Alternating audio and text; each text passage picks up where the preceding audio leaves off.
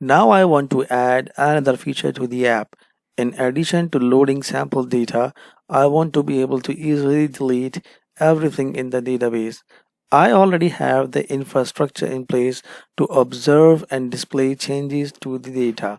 So I only need to delete the data. The display will be the display will be updated automatically. This is a great example of how having implemented the architectural components will make it incredibly easy to add a new feature. I will start the main screen. I will add a new button.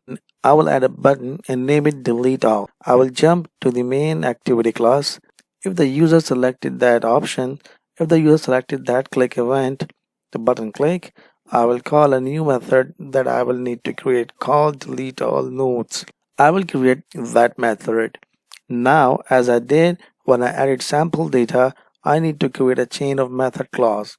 From here, I will call mviewModel.deleteAllNodes. Again, it doesn't exist yet, so I will have to create it. From here, I will call mRepository.deleteAllNodes. I will create that method. Now I am ready to delete all the nodes from the database. My application's database currently has 9 nodes.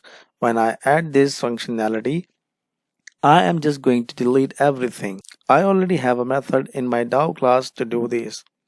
It is called delete all and it returns an integer value. Here is the general rule. Whenever a query inside a DAO returns a live data object, the room library will handle the background threading for you. But if you are returning anything else, whether it is raw data or an integer value, you have to handle the background thread explicitly. So I will go back to my app repository and I did earlier when I added sample data.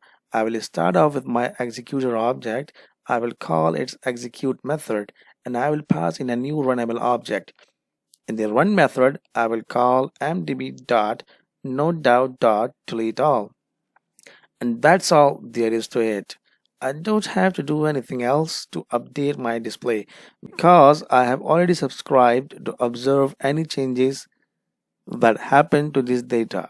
So I will run the application with these changes in place. When the app appears, it shows that existing contents of the database.